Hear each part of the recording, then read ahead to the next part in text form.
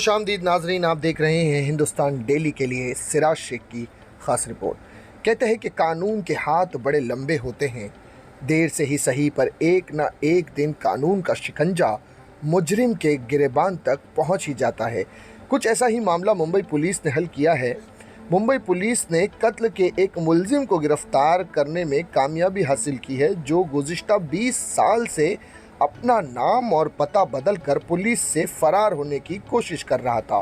मुंबई के joint commissioner of police mister Satyanarayan Chaudhary ने बताया कि आज से 20 साल पहले ये मुलजिम एक शख्स का कत्ल करके मौके वारदात से फरार हो गया था और इस वक्त से पुलिस इसकी तलाश में थी। फिलहाल मुलजिम को तफसीली पूछताछ के लिए 6 जून तक पुलिस रिमांड में रखा गया है।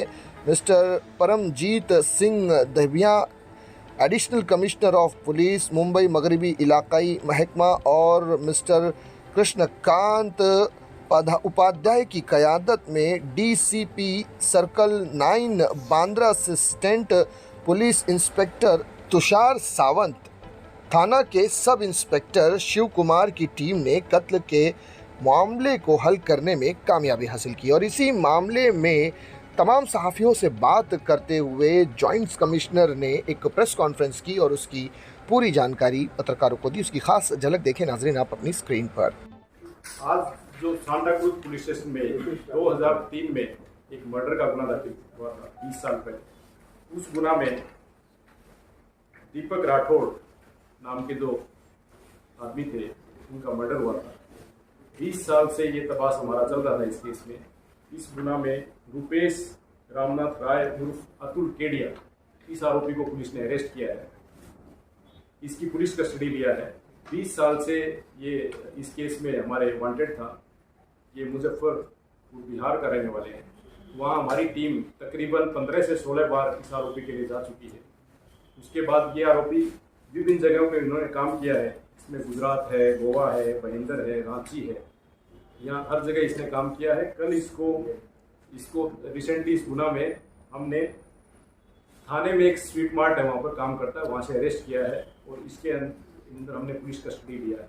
इस आरोपी के बारे में, इस आरोपी ने 2001 में ऑलरेडी एक आर्म्स एक्ट का केस इसके खिलाफ दिल्ली में रजिस्टर्ड है, जिसके अंदर भी वांटेड है, जिसमें इसके ऊपर NBW ऑलरेडी दिल्ली पुलिस में प्रलंबित है। उसके बारे में हम दिल्ली पुलिस को बताएंगे। विभिन्न जगह पर इस आरोपी ने कहीं टूरिस्ट गाइड मदद के रूप में काम किया है, एक खादान में काम किया है, अभी ये स्वीट मार्ट पे काम कर रहा था।